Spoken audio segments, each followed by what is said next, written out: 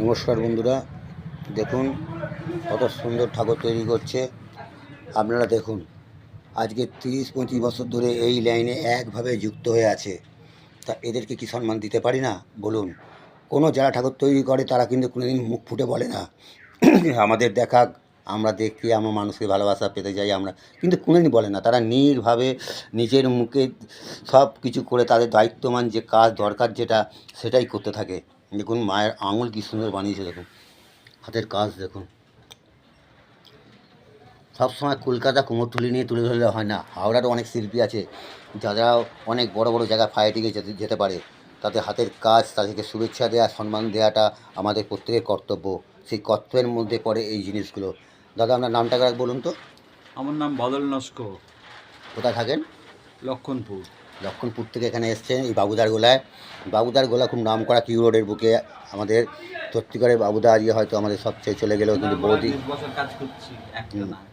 20 বছর কাজ করছি আমি। একটানা সালকিয়া নানপালের ঘরে কাজ করতাম, 35 বছর হয়ে গেল দেখুন এই লাইনে জীবন। দেখুন এই যে এই ঠাকুরগুলো দেখুন, আমি দেখাচ্ছি ঠাকুরগুলো, ভাই দেখে দাও।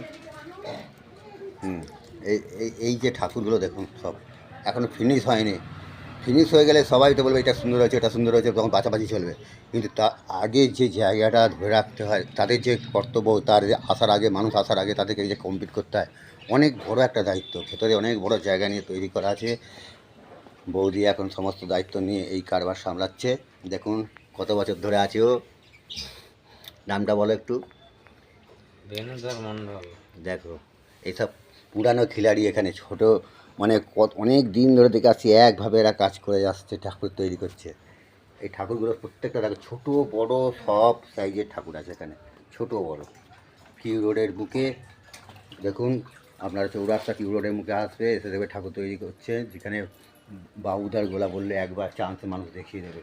প্রত্যেকটা ঠাকুর দেখো এখনও ফিনিশিং হয়নি, এখনও সব রেডি হচ্ছে প্রত্যেকটা। আমি হয়তো সব জায়গা ঢুকে দেখাতে পারছি না, পুরো প্রচুর ঠাকুর করা আছে এখানে।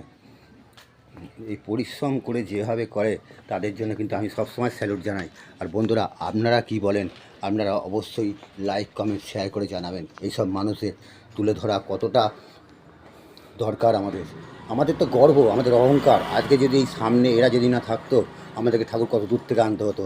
তা এরাও তো একটা ঠিক জায়গায় পৌঁছে গেছে। দেখো এতদিন ধরে যে মানুষটা একই রকমভাবে বসে যে কাজ করে তার দাম দিতে হয়। এই সম্মানের দামই হলো। আর আপনাদেরকে এই সম্মান দেওয়ার জন্য আমি এদেরকে তুলে ধরেছি।